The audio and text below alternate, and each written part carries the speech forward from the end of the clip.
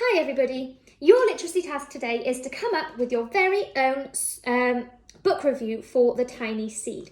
So when we do a book review, we usually structure it in a certain kind of way. Now we always need to include the title of the book, which we know is The Tiny Seed. Now I need a capital letter on each of those words because it's the name of a book. The title will always get capital letters. And the author, I wonder if you can remember the name of the author. The same author wrote the book, The Very Hungry Caterpillar. And the author is a man called Eric Carle. And again, I have got a capital E for Eric and a capital C for Carle because those are his names. So it's really important that we give a capital letter to each of those. Now you can see on my book review 5 really poorly drawn stars. Now it doesn't matter how they're drawn. And if you're coming up with your own template, it doesn't matter about your stars, you can do them however you want. But usually, when we review something, we give it a mark out of 5 stars. Now, if I say that it was 1 star, that means that I didn't really like it very much. I thought it was maybe a bit boring. It wasn't my favourite book at all. If I thought that was the best book I've ever read, I loved it, I'm going to give it 5 stars and I would colour in all 5 of these. And we're all going to have different opinions on this book. Not everybody thinks the same thing. We all have different opinions and that is okay. It's what makes us all unique as individuals.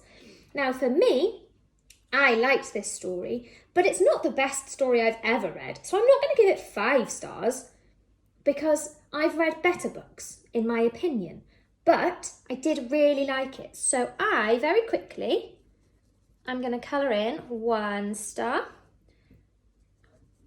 2 stars, and obviously you can colour this in nice and neatly at home. You can even make them multicoloured, make it as pretty as you want. 3 stars.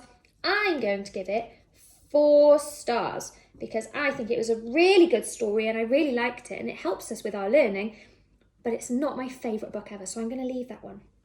And then on a book review, I would always say what my favourite part was, because the point of a book review is that it might encourage other people to read this book. They might think, oh, Miss Langdon really liked this book. She gave it 4 stars and her favourite part was when. I really want to read that book too.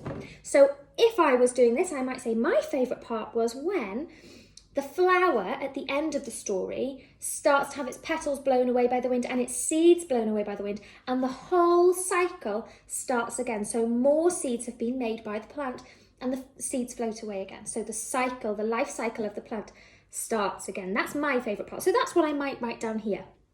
Okay, my favourite part was when ... And you know me, we don't write ... That is where we carry on our sentence.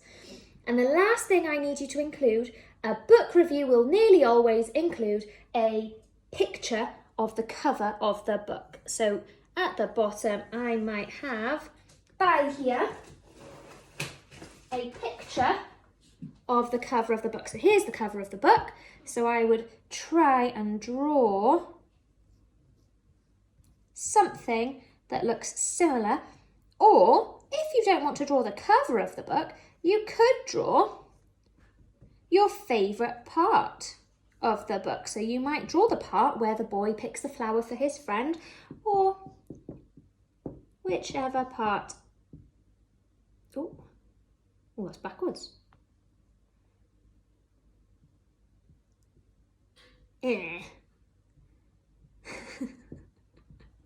That didn't go very well right in the tiny seed in the middle there. It doesn't matter.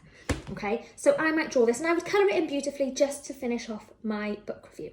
I'm really looking forward to seeing some of your examples. You can do this for any books that you like. If you've got a book that you've read during the lockdown period that you think, I reckon Miss Langdon would really like this book, make me a book review, recommend it to me, tell me why I should read it, and I will follow your book reviews. If I think that you've sold me a good book, then I'll get on the case and I'll read it too. Good luck, poor luck.